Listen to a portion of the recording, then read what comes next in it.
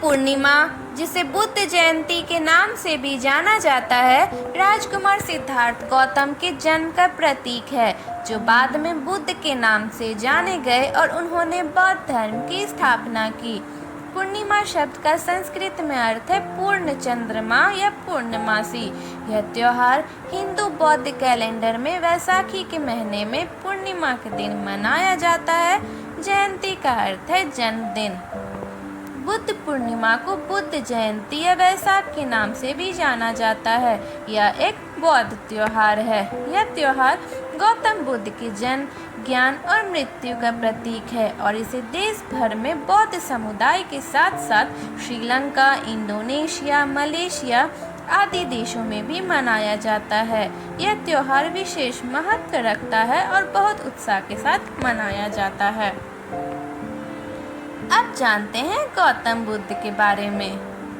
गौतम बुद्ध का जन्म राजा शुद्धोधन के घर सिद्धार्थ गौतम के रूप में लगभग 563 ईसा पूर्व लुम्बिनी, नेपाल में हुआ था। उनके जन्म के समय यह भविष्यवाणी की गई थी कि राजकुमार एक महान सम्राट बनेंगे, इसलिए उन्हें बाहरी दुनिया से अलग रखा गया ताकि वे धार्मिक जीवन की ओर प्रभावित ना हो। 29 वर्ष की आयु में राजकुमार ने दुनिया को और अधिक देखने का फैसला किया और अपने रथ में महल के मैदान से बाहर भ्रमण करना शुरू कर दिया। अपनी यात्राओं के दौरान उन्होंने एक बूढ़े व्यक्ति, एक बीमार व्यक्ति और एक लाश को देखा। सिद्धार्थ गौतम को बुढ़ापे, बीमारी और मृत्यु के दुखों से बचाया गया था, इसलिए उनके सारथी को उन्हें समझाना पड़ा कि ये क्या है। यात्रा के अंत में उन्होंने एक भिक्षु को देखा और उस व्यक्ति के शांतिपूर्ण व्यवहार से प्रभावित हुए, इसलिए उन्होंने दुनिया में जाने का फैसला किया ताकि यह पता लगाया जा सके कि वह व्यक्ति अपने चारों ओर इतने दुखों के बावजूद इतना शांत कैसे हो सकता है। उन्होंने महल छोड़ दिया और एक भटकने वाले तपस्वी बन गए। उन्होंने अलारा कलामा और उदराका रामपुत्र के अधीन चिकित्सा का अध्ययन किया और जल्द ही उनकी प्रणालियों में महारत हासिल कर ली। वह रहस्यमय बोध के उच्च स्तर पर पहुंच गए, लेकिन जब वह असंतुष्ट थे, वे निर्वाण की खोज में निकल पड़े, जो ज्ञान का उच्चतम स्तर है। वह एक बरगद के पेड़ के नीचे बैठ गए और ज्ञान प्राप्त करने की कोशिश की। एक बार उन्हें ज्ञान प्राप्त हो गया, उन्होंने इसके बारे में प्रचार करना शुरू कर दिया और बौद्ध धर्म की स्थापना की।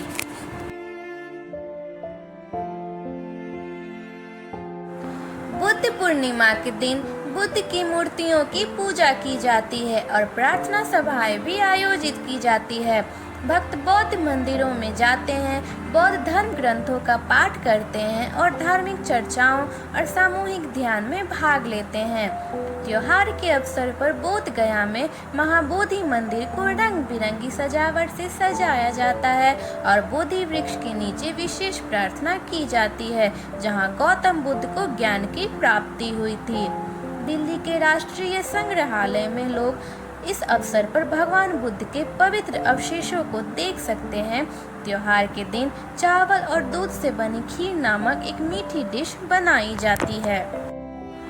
कई बौद्ध मंदिर और केंद्र बुद्ध पूर्णिमा पर विशेष समारोह आयोजित करते हैं। लोग व्यक्तिगत रूप से समारोह में भाग लेते हैं या वर्चुअल रूप से पारंपरिक अनुष्ठानों और प्रार्थनाओं में भाग लेते हैं।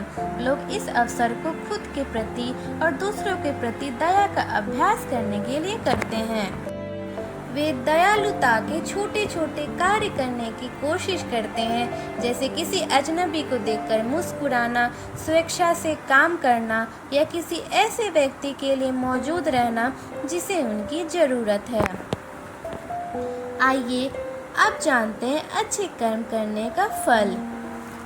अच्छे कर्म करने का फल अच्छा ही होता है। अच्छे कर्मों से पुण्य अर्जित होता है, जो जीवन में सुख, शांति और संतोष लाता है। अच्छे कर्मों का फल न केवल इस जन्म में बल्कि अगले जन्म में भी सुखद होता है। भगवान का न्याय कर्मों के अनुसार होता है। वह किसी को भी उसके लिए कर्मों से कम या ज़्यादा फल नहीं देता। कर्मों का हिसाब किताब हमें अवश्य देना पड़ता है, चाहे वह इस जन्म में हो या अगले जन्म में। कर्मों का प्रभाव न केवल व्यक्ति के जीवन पर पड़ता है, बल्कि उसके परिवार और समाज पर भी पड़ता है। धन्यवाद।